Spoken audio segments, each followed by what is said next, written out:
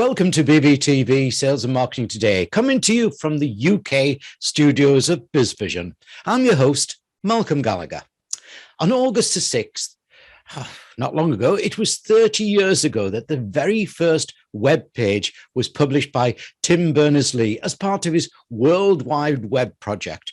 Yes, just in 1991, a significant year, 1991, this digital phenomenon started, and wow, has it grown. What is often hard to get our head around is that it is the World Wide Web, and the operative word is world. Today, I want to give you special insight into how it is helping businesses in Africa grow their markets and customers. I'm taking you to Nigeria to meet a very experienced digital marketer. Let's say hello to Joseph Phillip. Hello, Joseph. Hi, Malcolm. I'm very pleased to be on this show today, and I'm glad to share my expertise and about Nigeria with everybody around the world. Thanks for having me. I'm looking forward to chatting to you. And you know, in my opening piece, I said it was 1991, the first web page. But in 1991, you had a big change of capital there as well, didn't you? From Lagos, you pronounce it for me, to where? Lagos. Now, yeah. Lagos. And the new capital then in 1991 is? Your new capital? Abuja right now. Abuja, yeah. Abuja. I'm getting my pronunciation right. Yeah, I was looking at Nigeria, and I was amazed to find that it's 4 times the size of the UK, and that you've got a population of 201 million people there. That's phenomenal, isn't it? Yeah. Yeah. Yes. It's a very well. Viewers and listeners, I'll be talking to Joseph in 3 parts. First, I'll ask him about the state of digital marketing in Africa, well, especially in Nigeria, what works and what doesn't, and how the internet is used. For example, is it all mobile-based? In part 2, we'll move to talking about what type of digital marketing solutions Joseph's clients seek and how he goes about satisfying them. In other words, how you can get into Nigeria via Joseph. In part 3, we'll have a serious talk on his thoughts on the future of marketing, especially in Nigeria. The pandemic has changed many things. Conscious marketing is fast emerging. The internet is constantly changing. Does that mean that we need to change our business models if we want to target the continent of Africa? Joseph, before we get into our 3-part talk, can you please briefly introduce yourself to my viewers and listeners? Who is Joseph Phillip, and what do you do for your clients? I'm Joseph Phillip, and basically I help coaches, consultants, and service professionals package the business of their expertise and help them make money. And basically I do this via sitting, having a consultation session with them, trying to find out where they are in their journey and helping them put everything together from scratch till they are able to scale up from the very minimum level until they get to their top tier of their business. Yeah. I can see the steps behind you that you take people up from lead magnet upwards as well. Yeah. Joseph, let's start our talk in part 1. What's the state of digital marketing in Africa today? Well, especially in Nigeria. What works and what doesn't? And how is the internet used? For example, is it all mobile based? All right. I'll first start with this news that happened either I think this year or last year. And it was a fintech application company that was bought by Stripe. We all know Stripe to be a digital payment platform all around the world. And it acquired Paystack, that's a fintech company in Nigeria here, for $200 million. It acquired Paystack for $200 million. And this goes a whole lot to show that the market in Nigeria is very, very wide, is very, very big. And there are a whole lot of opportunities presently in the Nigerian market. And this goes to show that there are a whole lot of youths presently that are taking up business right here in Nigeria and taking it all over the world. For Stripe to come down to Nigeria and acquire Paystack actually says a whole lot about the digital marketing space in Nigeria, to be precise. And aside that, we also have so many other fintech companies growing up day by day. From time, we also have this company called Flutterwave.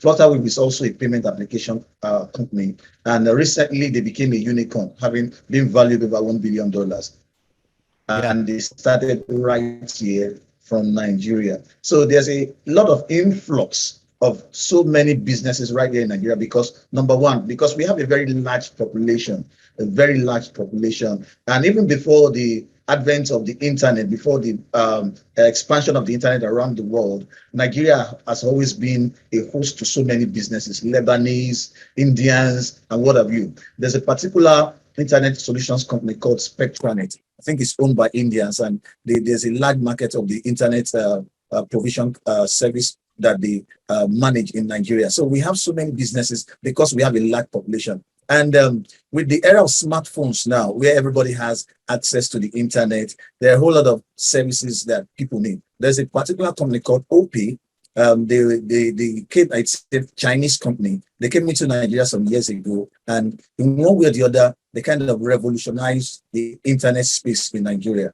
And one of the things they did was to there's what we call the open news. I think it's Opera News. There's a particular part whereby content creators in Nigeria can sign up to their platform and they write news and they publish on that platform. Then, based on the clicks, the number of views, they are paid.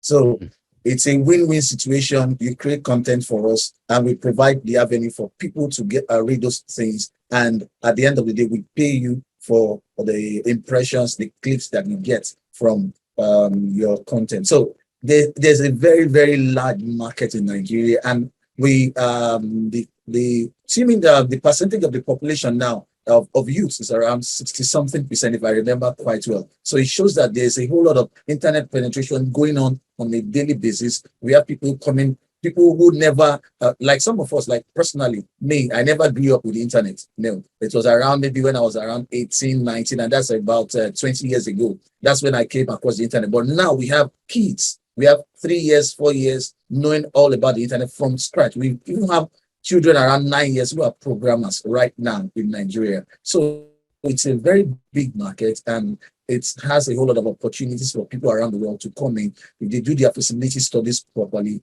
the market is wide, and there's a whole lot of opportunities for people. Excellent. Yeah, sounds very, very exciting indeed. Now, Joseph, before we move to part two, I'd like to remind viewers and listeners of a couple of things. First of all, your website URL, the main website, which is, now viewers, obviously you can see it on the screen behind me, but for listeners, let me spell that out for you. It's all the W's, www. I am Joseph Philip.com. Now, let me spell that out for you listeners. So you can do that.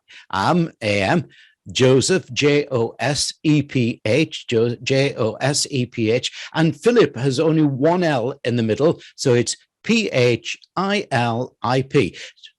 So all the W's, I am josephphilip.com. Now, if you put a / after that and then newsletter, that's correct, isn't it, Joseph? / newsletter. Yes. You'll be able to sign up to Joseph's excellent newsletter and get to know a lot more about the marketing opportunities in this exciting state of Nigeria. Joseph, time for part two. Let's move to talking about what type of digital marketing solutions and services that your clients seek and how you go about satisfying their needs. Do most come to you with a clear strategy, or do you have to help them there also? Basically, like I said at my introduction, what I basically do is to help clients, coaches, consultants package the expertise of their knowledge, package the business side. Because there's a whole lot of people that know about things, but they don't know how to sell. I was once like that. I actually started as a website designer around 2005, 2006.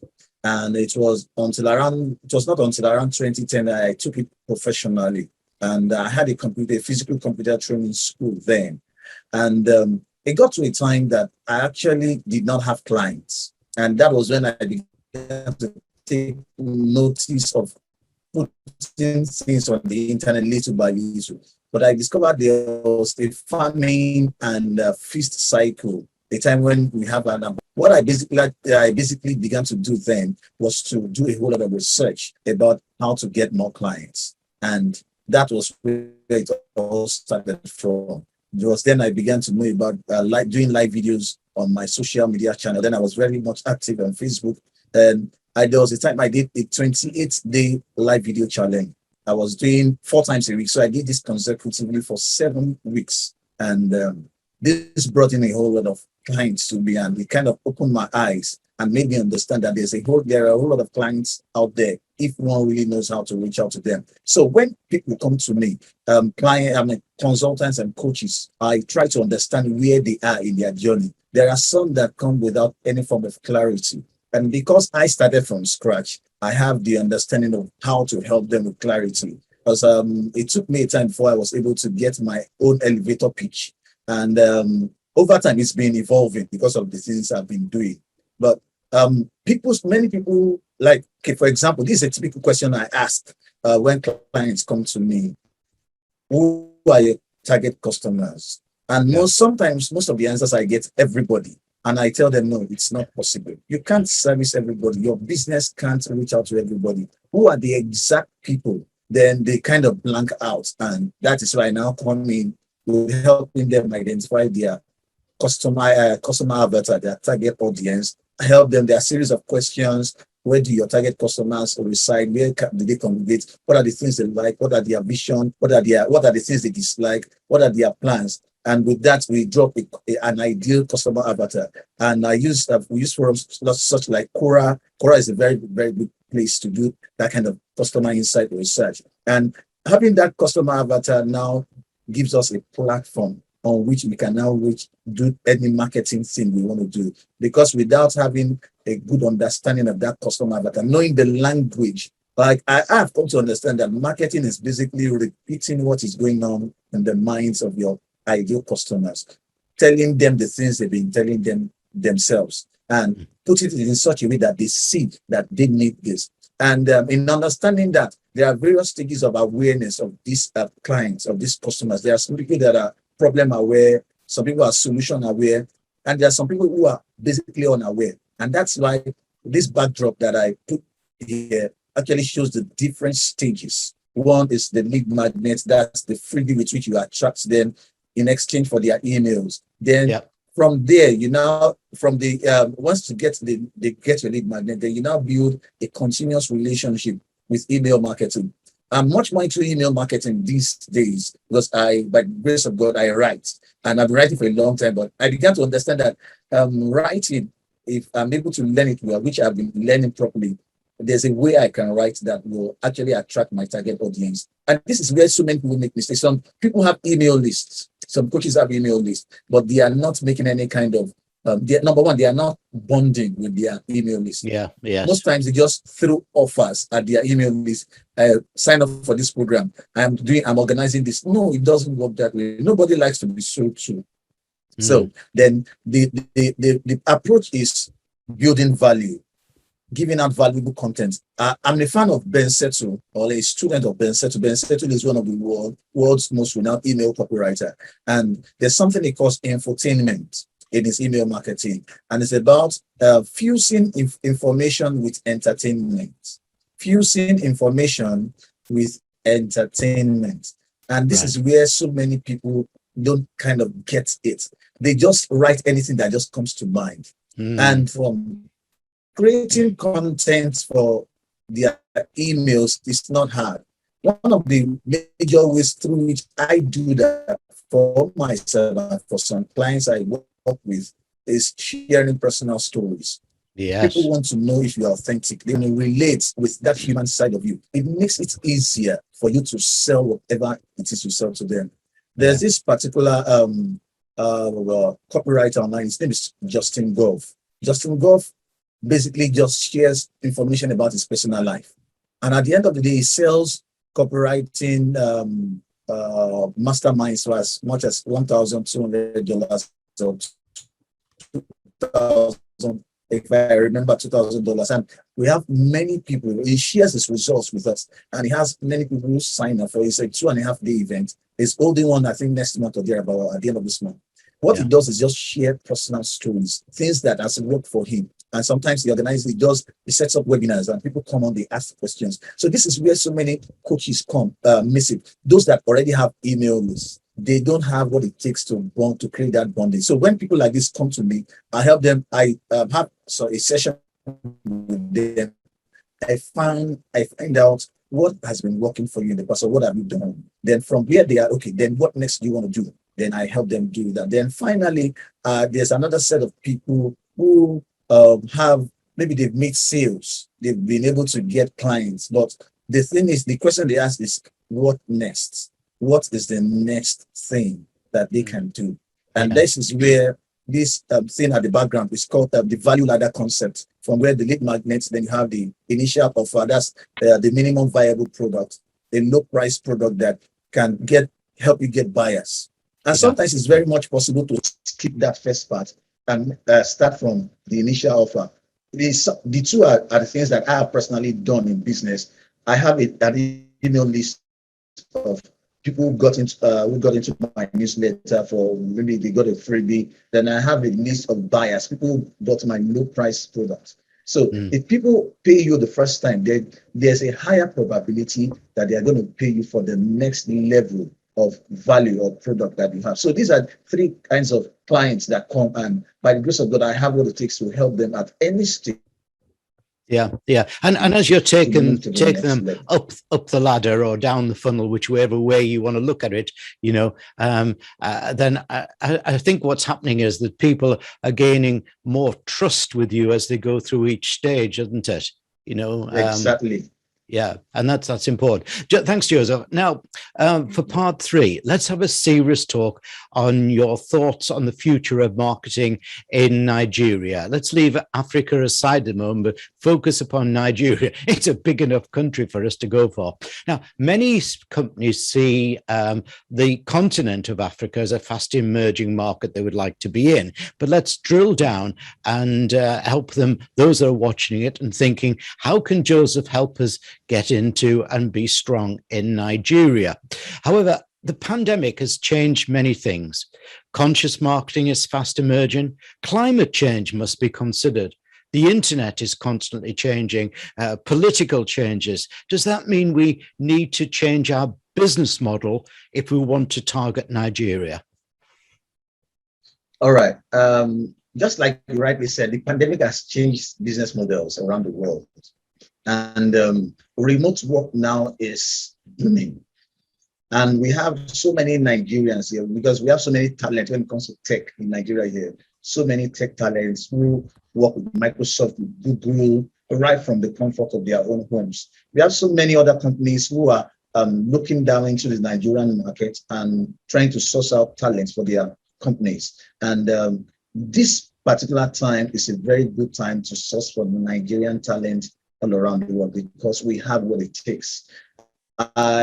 Especially if you go to Twitter, my Twitter handle is J Philip Coaching. On Twitter, there are so many people who share their experience with us as regards remote work.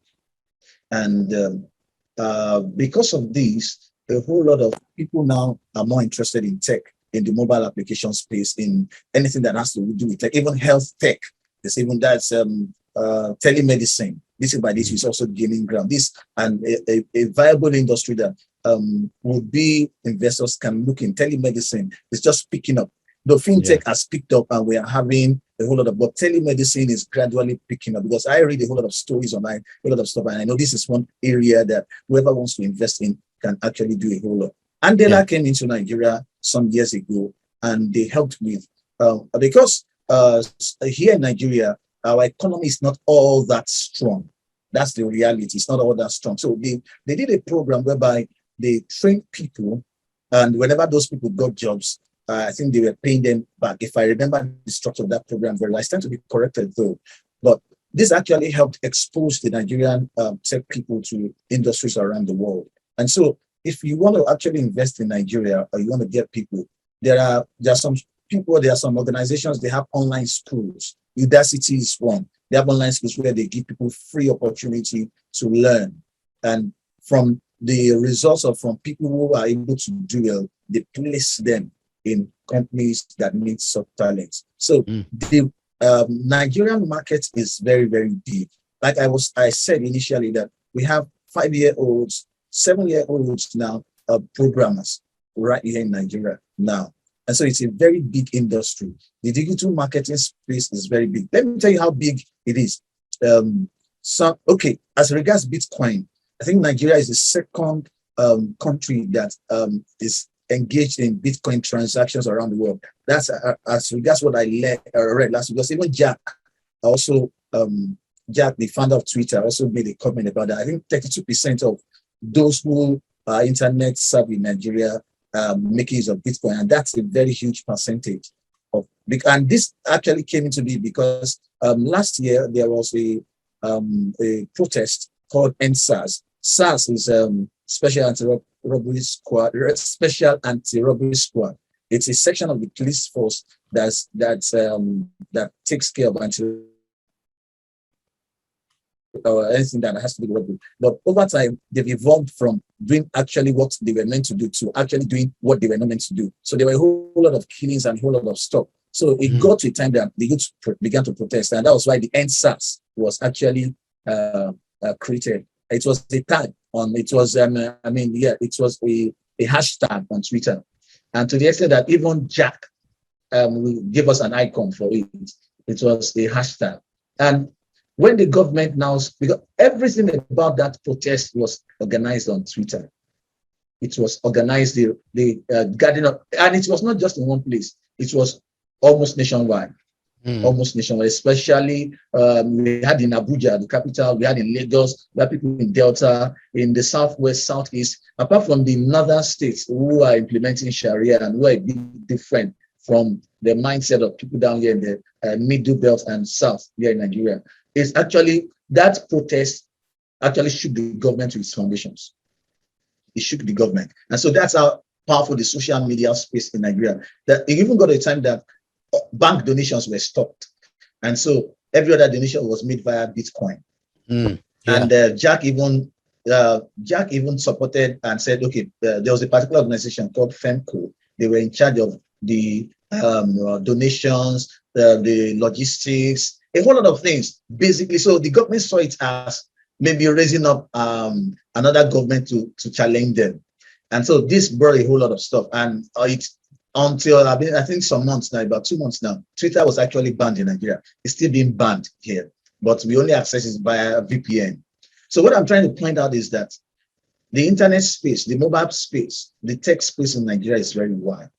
And because number one, we are having more people who are internet savvy now. We are having more people who are connected around the world. We're having more people who do remote work right here from Nigeria and are ready to take up this message around the world. So for any investor who's looking at coming into Nigeria, I want to tell you that you have a whole lot of opportunities, provided you go through the legal framework on ground and you're able to sort. There's a whole lot of talent. There are talents springing up every day. So Nigeria is a fertile ground for any investor who wants to come in. It's a booming society with youths who are ready to take Nigeria from here to the entire world, and to also help any investor grow their business. So that's brilliant. Yeah, that sounds extremely exciting, and I particularly think that you are the man to help people get into Nigeria. In this new and altered world, it is the job of every business leader not just to look for new markets, but also to understand the culture of that new market. I trust you agree that Joseph Phillip has given us excellent insight into his home country of fast-growing Nigeria. Thanks, Joseph. You're welcome.